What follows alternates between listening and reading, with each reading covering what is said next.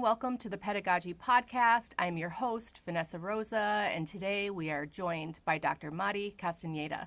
Dr. Castañeda is the Dean of the Commonwealth Honors College and Professor in the Department of Communication at the University of Massachusetts Amherst. She's the recipient of the UMass System President's Public Service Award, the Antonia Pantoja Award for Community Engaged Scholarship, and the UMass Distinguished Academic Outreach Award. Dr. Castañeda's publications are in the fields of study, including civic and community engagement, cultures of care in academia, global communications, and Latina media and cultural production. She has been recognized by the Commonwealth of Massachusetts for her social justice research and community engagement. Mari, it's such a privilege and honor to have you join me on the podcast today. Thanks for being here. Oh, thank you, Vanessa, for inviting me. I love this, and I'm so glad we get to connect today. Yeah, it's great. It's great to have you.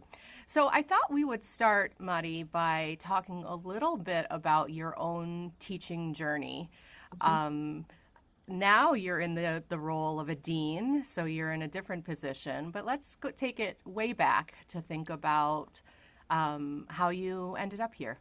Yeah, thank you for that question. And actually, I've been reflecting on it recently because this year marks 25 years that I've been at UMass Amherst. So I arrived in 2000 as an assistant professor. And so I've been spending some time really thinking through what these past 25 years have been like, and also feeling a lot of gratitude for being in this place and in this position and having the opportunity to engage with students and graduate students as well, both undergrad and graduate students over the years, and to have a privilege to talk to colleagues about teaching.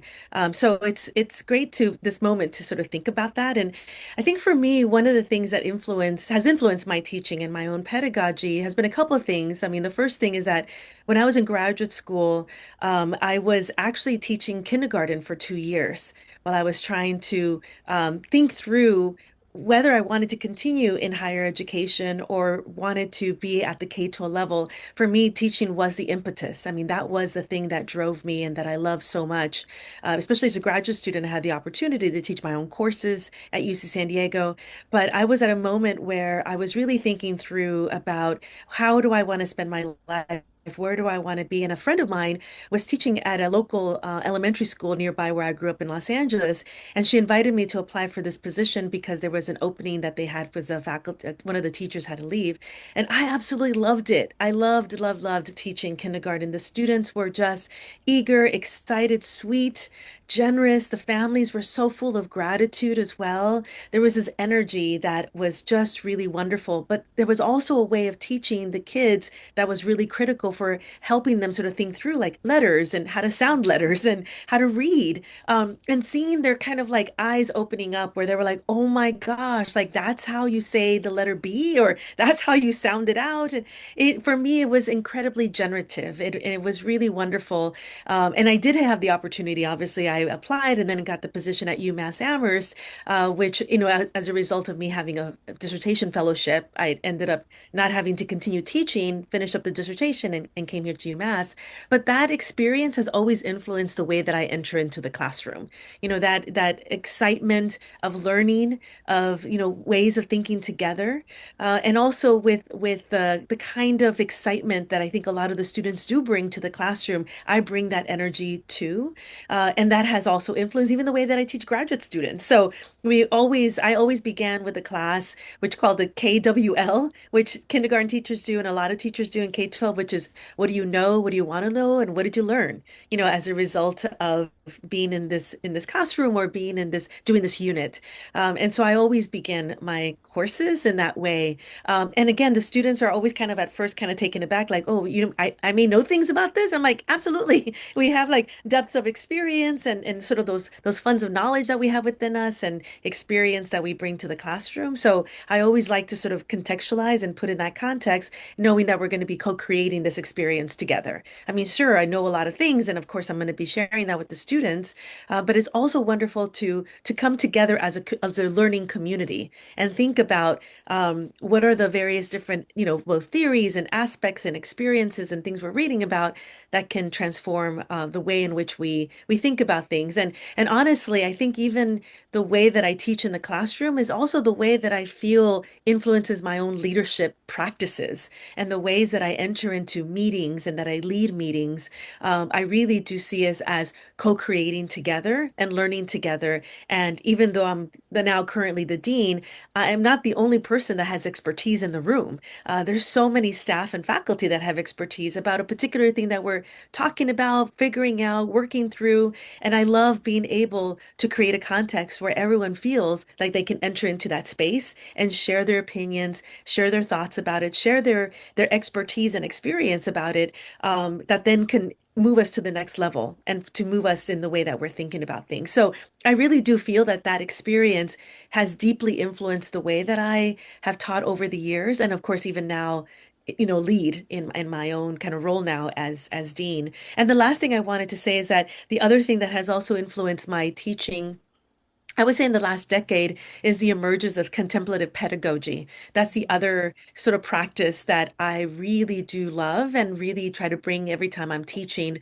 where we begin the class with sort of a meditation and kind of practice of breathing, and really making that an important part of how we enter into the space. And recently, I just went to a distinguished lecture at UMass, and the faculty member that was giving the lecture also began his lecture and said, you know what, let's all take a moment to just breathe together, to center ourselves, and to also just, recognize like we're here together right now and there's nowhere else to be. And I love that because I'm like, yes, that's the way that I also want to teach. And to just kind of bring us, because sometimes we're just go, go, go throughout the day, and to have this moment to breathe together, to really recognize that sacredness of breath, and to just also try to be present as much as we can, even in the midst of so many things going on. How can we be present in that class together? And so I've tried to do different things with that contemplative pedagogy, which isn't just breathing.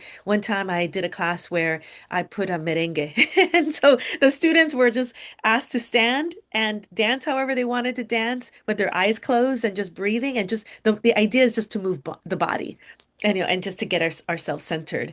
And there's a couple of staff meetings that we do that too, where we have a monthly social justice and dialogue group. And every time we start, we always begin with a contemplative practice before we jump into talking about a reading or whatever it is that we're doing. And that's also has deeply influenced me, because I just feel that it's really important. And one student one time a few years ago, when I did teach the first 2 years that I was dean, then it became really hard with meetings and so forth. But a student, I saw them a semester later, and she told me that that was one of the best things that she loved about the class. I mean, she loved the faculty coming through and talking about their stuff, of course, and all their research, but she really loved the fact that we took time in the beginning to breathe together and just kind of stop. And she said, I wish more faculty would do that. Like, I haven't closed my eyes since 6 a.m. She's like, they've been open. It's just nice to take a few minutes to just stop and rest and breathe, and also like it helps, just kind of re-regulate our anxieties and re-regulate our systems and just kind of get centered. So that's also been influencing, again, not just my teaching, but also the way that I try to enter into spaces and try to even lead, now as a dean of the college. That's so beautiful, Madi. I mean, you took us from teaching kindergarten to you being the dean of a college. So it's like if we could just take a moment to stop and pause there to think, wow, what a journey.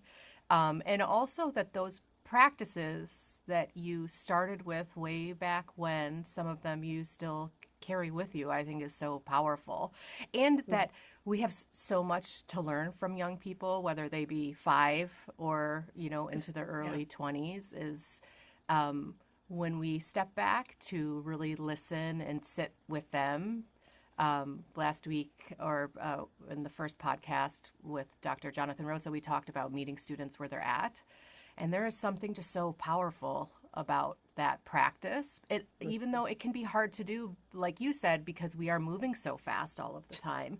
And we often think, oh, we need to get to the material, not realizing that it's also about the actual process of learning and how we can create a space for students to learn, even if that is about like just slowing down, I think is so hard. The other thing that, I mean, that you said that I think is so powerful. I mean, there's many things you said that were powerful, but the fact that as a dean you're still learning, that you're still thinking about, oh, what can I bring into my own practices now as a leader, that you're learning this kind of contemplative practice and what it means to embed that in the classroom. I mean, this is also what makes you a great teacher, is because great teachers never stop learning. They're always learning. They're always thinking about new practices.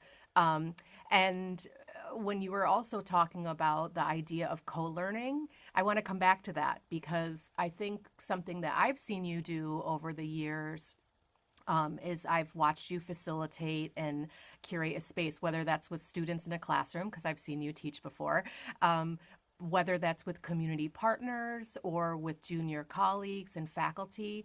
And I'd like to come to the community piece of that, because one of the things that you do in your work with students and have done in the past, you even have a book about it, is about community engagement and learning. So let's talk about that a little bit, about that as in relation to pedagogy and what that means to be co-learners in community and why that's so important in your own teaching. Yeah, that's a great question. I mean, I think for me, it sort of also goes back to the bigger sort of question of what are we here to do? What are we trying to do? And what are these academic spaces, particularly in higher ed, meant to be doing in communities? And particularly with me being at a flagship university that is a land grant university that is meant to be serving and working with the community, that's really, really key for me. It also, of course, was because I've always been in public education as well. And so that has also influenced my thinking about what is the role that a university and a college plays in these spaces.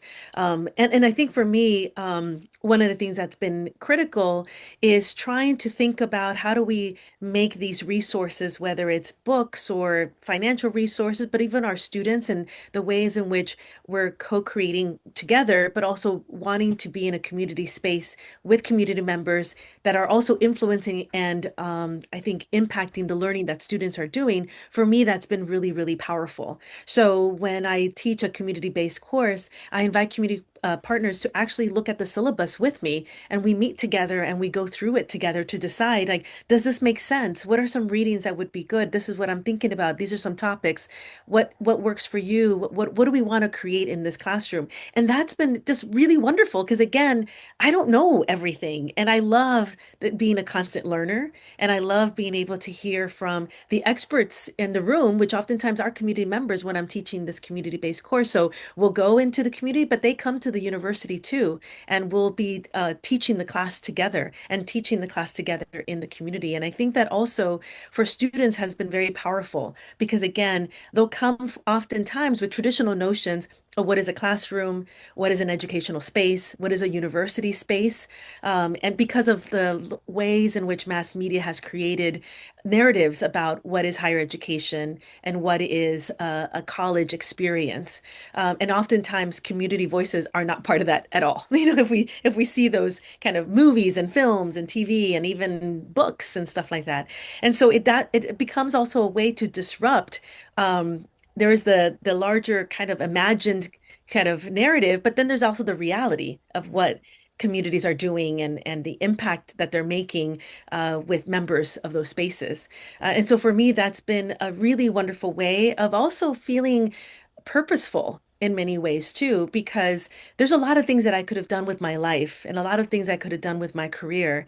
And if I was going to stay in higher education, for me, it had to be very much connected to community. Otherwise, it always felt like, well, then what is the point? Like, what is the point of me being here if I'm only going to stay at the university? If I'm not going to step out of these spaces and be in community, then I shouldn't be here because I want to be in that space and I want to be able to also bring not just the communities I'm engaging with, but I also imagine like my familia, you know, coming to academic spaces, you know, coming with me to conferences, coming with me to community events that I've been to. Like for me, that is that dialogic and that reciprocity and that way of reimagining what could be to create a different possibility is the thing that excites me about doing community-based work, and bringing students to those spaces, because I still in touch with a lot of my students that were involved in a lot of the classes. I taught a Latina media studies class, and that was the way in which we're working with local Western Mass Latino media producers.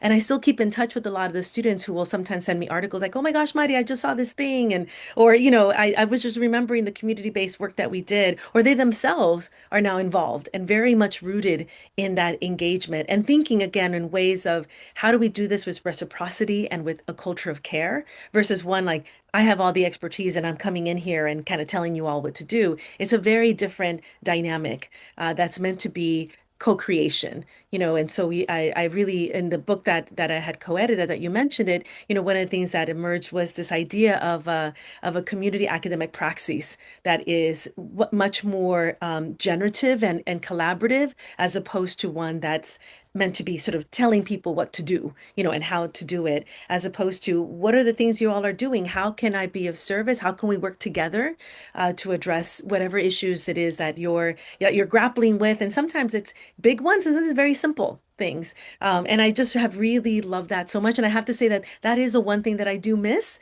about now being dean, is that it's much harder for me to be able to do that kind of work per se, just because of the sort of administrative work that I'm needing to do. But it is one of the things that immediately, as soon as I'm done being dean, my plan is to go back to the faculty and to immediately take up my course again and be able to do that kind of work. I'm still engaged, of course, with faculty, and I still attend like campus compact conferences, and I feel like I'm constantly still learning from folks.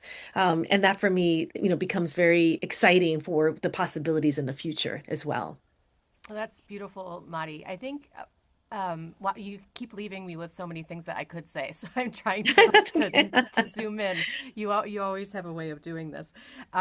There's something about what you were describing that really challenges these norms that we see in higher ed about what teaching is, and kind of top-down teaching models or just lecture based, which is fine. I mean, sometimes I think a lecture has its place, so I'm not dissing lectures. I actually love lecturing too, I should say. Um, Absolutely. um, and there's space for other ways to work with students. And as you said, be co-learners in the classroom, but also to be in community. Um, and that something else you said was about kind of exploring these possibilities of what could be, what the classroom could be, but also what the classroom is in the first place. Like, is the classroom just these kind of four walls where we're sitting inside the university, and that's the only place that we can learn? I think your work has shown, and many others, that certainly not, and some of the most meaningful learning actually happens beyond the walls of the classroom. And when we challenge the top down or the traditional kind of teaching hierarchy where Madi is the expert, as you said, which you are the expert of many things. But I think there's something about removing yourself from the center of that as a teacher that is what makes your classroom spaces so powerful. And I admire it so much, because I think one of the things that you do is you model that, as you said, you weren't saying this just necessarily describing yourself, but as you said, you do actually model that in all of the spaces that you go, like the graciousness and the openness. And also there's something about the energy, I think, that you bring. Like, we feel the spirit and the love for teaching and the passion for teaching. There's something else that you said that I just want to touch on briefly. You said there's something, and because you're a media scholar and a communication scholar, about mass media kind of portrayals of higher education. Can we just come to that for a minute?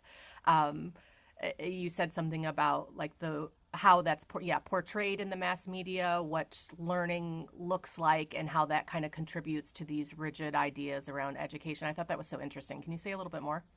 Yeah, absolutely. I mean, I think that, as you know, there's a lot of I mean, I think that oftentimes there's a lot of stories about media, about, I'm sorry, higher education. And oftentimes it's either the party place, where you're having a good, that's when you go to college to just kind of party it up, or the place where, of course, it's deep intellectual thinking, but even then it's very privatized or it's very exclusive, and not necessarily always, including everybody in terms of, like the very, the elite schools where it's only like the men. Like I think there was like one school, like one movie regarding that, right? And then of course there's the public education, like that we have like Stand and Deliver, that are impactful for the way we think about schooling and the impact and the transformation that it can have. But the reality is that majority of the time, particularly higher education, um, is not always portrayed in the most, I think, positive light necessarily.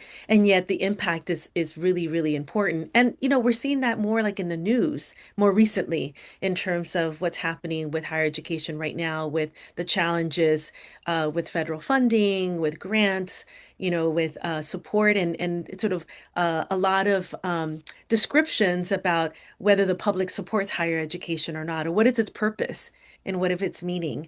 And here at the university, we've been really having a conversation about, education for the common good. Like really, like that being really front and center, like regardless of whether we're at a public university or private university, public college, public, it doesn't matter. It's like, how do we see education for the common good, and as a public good that everyone should have access to anytime, anywhere, to be able to, become not just their best selves, but contribute in the way that they want to contribute, be in these spaces and move forward in the kind of learning and thinking that they want to participate in. And so I think that there's a lot to do there with regards to how does higher education as a whole really rethink the kind of narratives that are out there in not just the news, but also in more popular cultural narratives as well. And I would love for us to be able to do that because it's still not always as I think it doesn't always portray really the possibilities. I'm also thinking about the new, there was I guess a Netflix show that was called The Chair. I don't know if it was Netflix or the other one. I can't remember, but it both I appreciated it because it also demonstrated like women of color experiences in these spaces that could also be really difficult and really challenging for sure. Not to dismiss that there are challenges that we experience in these spaces too, even at the same time that there's possibility and really positive and impactful engagement. But it also still portrayed it as a place of division and challenges only. And I'd like to see more of the possibilities that so many of us do experience in the classroom and beyond, that really has a very different transformation for students and for faculty and staff, as well. So I think that there's still more to do in that area. I mean, of course, I'm not a filmmaker myself. I know filmmakers like Miguel, and other people, but I think that in terms of what can we do in the meantime, I think that the work that we're doing in the classroom, in communities, and at our own institutions becomes one of the ways of starting to disrupt those narratives that are oftentimes not always really reflective of really what's happening in the classroom itself. Yeah. Yeah. For our listeners who don't know, Miguel is Mari's son.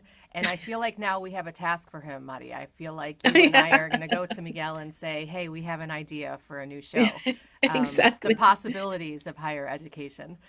And on that note, I mean, let's talk a little bit about, you mentioned this moment that we're in and that we see the many kind of limitations and the challenges ahead of us, but I really do see it as an opportunity. And this, as I have said to you, I see this is one of the reasons I started the podcast, because I think in this moment we have such an opportunity. And our profession, I think, is more important than ever. Teaching is liberatory, and if we think critically and intentionally about, yeah, what is our purpose? So some of the questions you asked, what is our purpose as educators, as professors in higher ed? If we start there and are really intentional about that, I think there is a lot of possibility. What are your thoughts? Yeah, no, I mean, for me, when I think about what has going to college done for me and my family, it's been impactful in ways that I can't even begin to process. Being a first generation student, my parents coming from Mexico, my parents were not able to go to college. So then therefore me being the first one in my family, my immediate family to go to college and then that impacting my siblings and moving on to college, and then the kind of not just careers, but the kind of lives they've been able to develop and create as a result of going to higher education. And again, it's not just simply the degree, it's the experience of being in these spaces that was transformative and continues to transform not only themselves, but also now their children and our children, and so it has ripple effects that is intergenerational, that is just really powerful and impactful in a way that it's hard to even wrap your head around. I think that my life has been the way that it's been because of the opportunity of going to college, and the kind of faculty that I got to meet and the students I got to engage with as an undergraduate and as a graduate student and now as a professor. It's been I can't even I can't even put words into it, how impactful it really has been and transformative. And even the ways in which, again, I feel like I get to reimagine even the classroom and even academic spaces, where I get to bring my family along to conferences or even to the university. That already starts reimagining what these spaces could be and are and have been for other people too.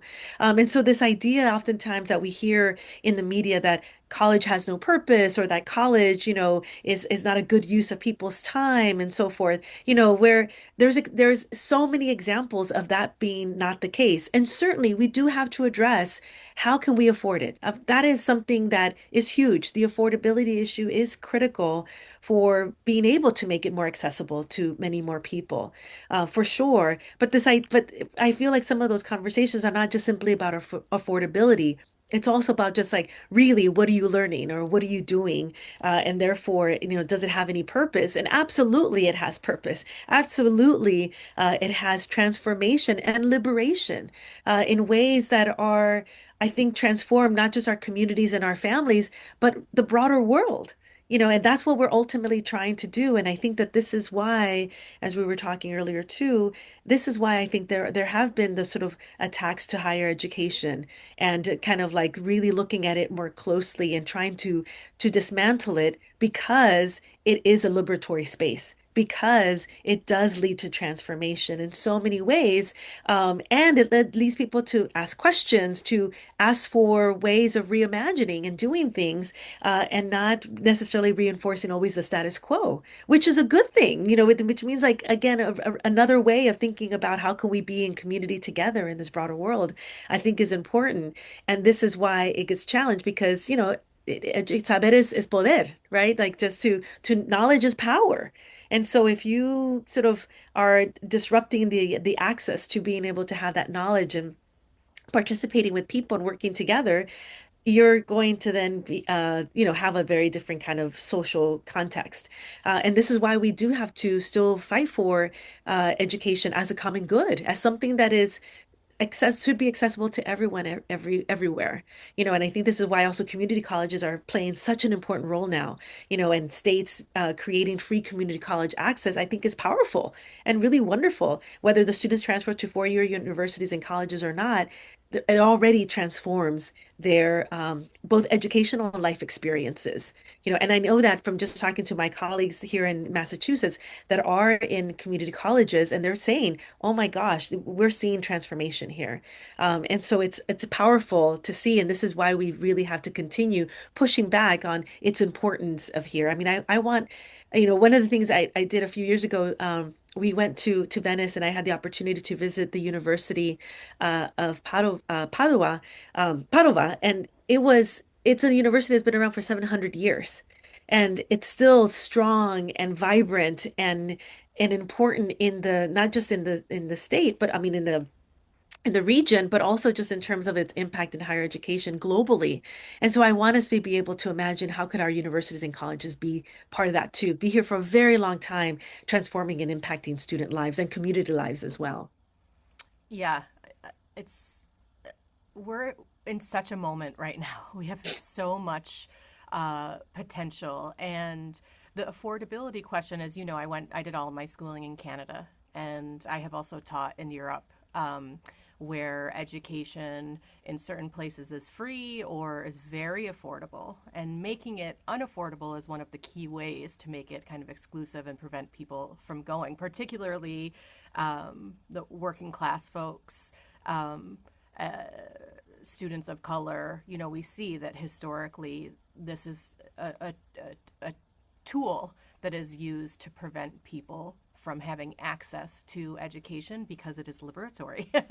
This is it. There is so much potential, and we have a whole multitude of challenges as a society, problems and crises that we're facing right now. And I do really see what happens, the magic in the classroom that happens when students are thinking critically about a problem. And they're the ones who are going to have to deal with the majority of these problems, challenges, crises, and they're perfectly well suited to come up with the solutions in the classroom.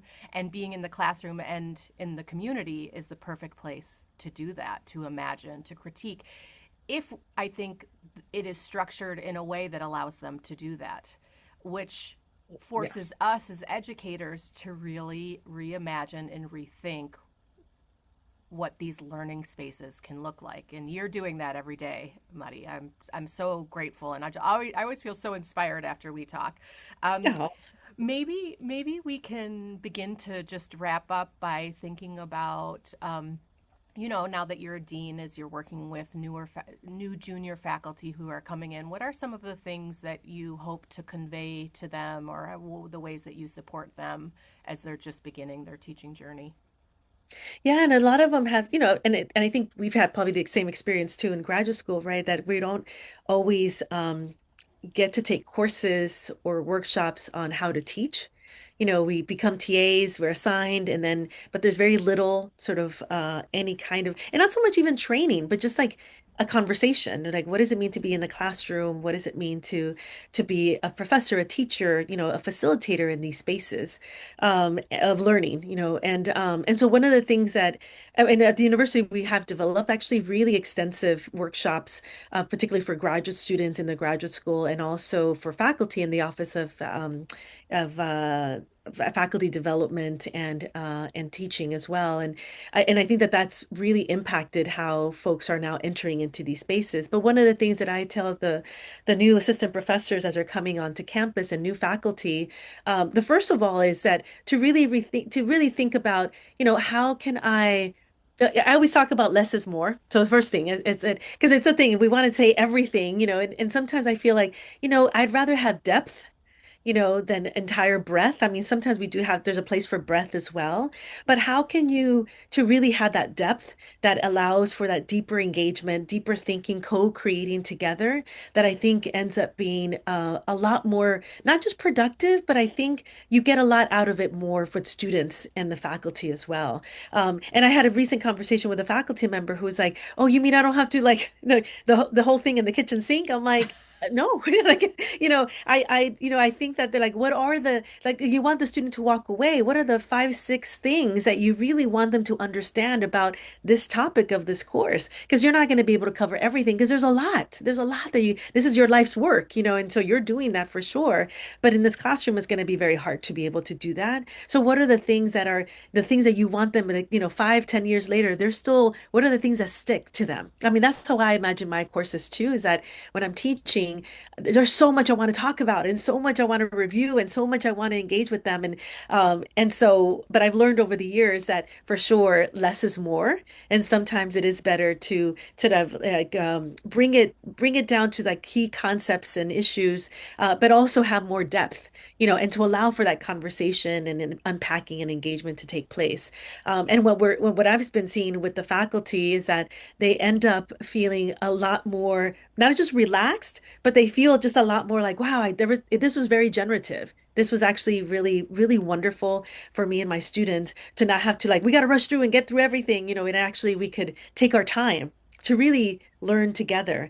And so that's one of the things that I share with them, but I also share with them about just the joy of teaching and really being your full self, because that's the other piece too that oftentimes I mean, when I was a new assistant professor, I was told by a more senior faculty in another department that I shouldn't be my full self in the classroom, that I shouldn't wear hoops, that I should straighten my hair, that I should never wear color, that I should, basically also not come off as a woman of color. That would be a problem in the classroom because the students would not take me seriously as a result. And I'm going to take the benefit of the doubt that she was trying to be helpful, in a way for me to be successful at the university. But having had my own experience and also being very involved with Latino studies, Chicano studies over the years and seeing scholars across the US at conferences who are like, nope, I'm going to be my full self and I'm going to bring myself in these spaces. I knew that that wasn't going to be the way that I was going to both thrive and survive and really be the kind of professor I wanted to be in the classroom and teacher, as a result of that. So I, said, thank you so much, and then ignored everything that was shared with me, and I have to say that that is a piece that has impacted also the classroom, where students get to see me for who I am. And that's not just like the expert in the room necessarily, but also the joy of being in the classroom, the joy of loving being a teacher.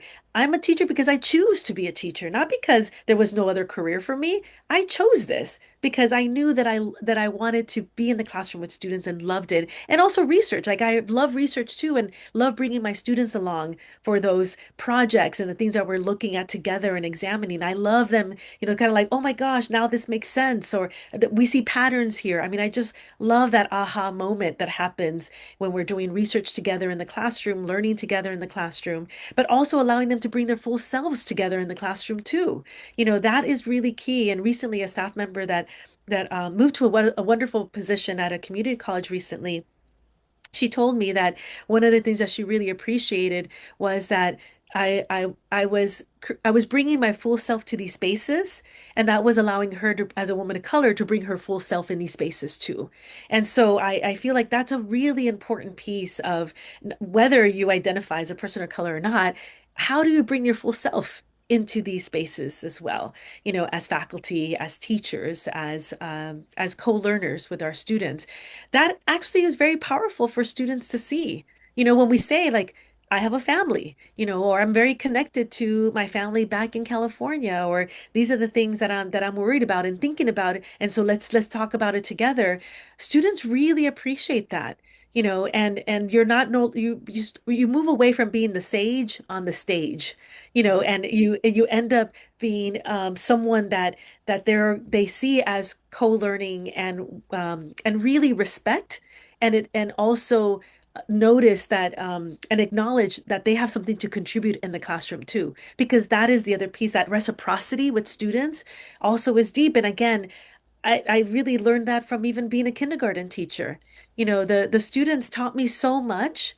And I really loved being able to be in the classroom in that way, that I want to bring that same spirit continuously still in my college teaching, and even as a leader in the college. So that's one of the things that I also tell our new faculty, and they get very nervous. Of course, folks are like nervous because they feel that they have to be the expert and they have to know it all. And that's the other piece, is that I also share with them, you don't have to know it all, and it's okay to tell students. And even in meetings and colleagues, I'm like, I don't know. Like, I'm not sure, but let's find out. Let's investigate. Let's look at this closely. And that, like, constant learning, I think actually helps people feel like, okay, great. Then I don't have to know it all either. And I could constantly be like thinking, learning, figuring it out. And I love that. This is why I love teaching so much. This is why I love being in higher education, that space of engagement and transformation that, of course, transformed my life, that I want to be able to be part of that space with other colleagues and students and staff as well. Being able to create that context for me is very powerful. Yeah, so much of what you described, I mean, you started by talking about slowing down. You don't have to teach everything, and how refreshing it was, or maybe comforting it was for new faculty to feel like, oh, wow, I don't have to do all of that. And that there's concrete kind of pedagogical tools or tricks that you can use to do that. We're going to cover 5 things in this semester. And then each day of the class, you can also say, we're going to cover 5 things. And remind them of what they did last week. This is where we are. This is where we're going. Like, these are concrete tools. And then when you were talking about the advice you were given about don't wear hoops, straighten your hair, you know that I've heard all this advice too. We've talked about this. Yep. And Madi and I always show up with the biggest hoops. But that, yes, not being yourself. I once heard an academic coach give that advice about going on the job market. You know, whatever you do, don't be yourself. And my question back to her in my brain, because it was on a podcast, I think I said, who do you want me to be? Like, who am I supposed to show up as? Like, what type of performance do you want? You know, if I'm not going to be myself, who am I going to be? But I knew what she was saying. You want to reproduce the norm. You don't want to step outside that. But I also think it's a way of telling women of color in particular to sit down and be quiet. You know, that is a way to put people in their place and make sure they stay in their place. And I think knowing you, I mean, that's just is not a possibility. And thankfully, like, I'm thankful for that, because that gives us, I think, as you've demonstrated today or explained and expressed today in this podcast, of what is possible. I have so much more to say, Madi. We're going to have to do this again, but I know we're running short on time. I don't know if there's any final words you want to leave us with, or any final reflections? Oh, Vanessa, well, first of all, thank you so much for creating this podcast. It is so needed. And I am so looking forward to hearing all the conversations you're going to be having with folks, because I think that we're, like you mentioned earlier today, we're in a moment where there's a lot of change happening and a lot of challenges, but those are also opportunities. You know, opportunities for reimagining, opportunities for doing things differently, for opportunities for just creating a different way of being in higher education and being in these academic spaces that I think have been happening already for a very long time. So we're building on the work that so many scholars before us have, of course, done, and teachers before us. But I think that it's definitely a moment where we can sort of try to make those productive and positive interventions of what does it mean to be in these spaces. And I think that that's one of the things that I look forward to in continuing in the work that I'm doing as dean, is both working together and collaboratively with faculty to be able to reimagine those classroom spaces in that way, but also in the future going back to the classroom. And I'm still engaging with students, because I'm still an honors thesis advisor for multiple students, and that's also been a big joy. Like, it's just so wonderful to, like, sit with them and think and have that time to um, kind of talk through what their project is and what they're hoping to do and what they are hoping that they'll not just find and think about, but also how will it pretend to potentially guide them in the future. I mean, I just love being able to be in those kind of conversations. And I think that the thing that I would just leave everyone is, like, how do we create a culture of care, of love and joy in the spaces that we're entering into, whether it's in the classroom, whether it's in meetings. It certainly disrupts what academic spaces oftentimes are not necessarily rooted in that per se, but I think that it's so needed now more than ever to be able to bring that energy in that space. And again, it's not like everything's always going to be rainbows and roses. For sure, there's challenges, but I'd rather start there and bring that there, and then sort of deal with whatever comes our way, because it really is such a joy to be in this space. And I'm so glad that I made this career choice, that this is what I wanted to do with my life, because I really feel it's not just a job, it really is a calling. It really is something that it's, for me, there is no, like, I shut it off at night. Not that I'm not working 24/7, but I mean, in terms of, like, the sense that this is what I do, this is who I am, and I feel so blessed. Really, I do honestly do feel that, and joyful that I get to do this for my life, and any way that I can do to help other folks sort of think about how to do this in ways that bring their full selves in a way that is very generative. That always, for me, is really wonderful and exciting to be able to do. So thank you, Vanessa, for giving me this opportunity to share a little bit, with folks here. Thank you so much for being here. That's a beautiful note to end on. And I'd say, Madi, we're the lucky ones. We're blessed to have such a model, and a generous model and Oh, mentor. gracias. So thank you so much, and I can't wait to have you back on the show. So thanks everybody for tuning in today. Make sure to click the like button and subscribe, and we will see you next time. Yeah, we could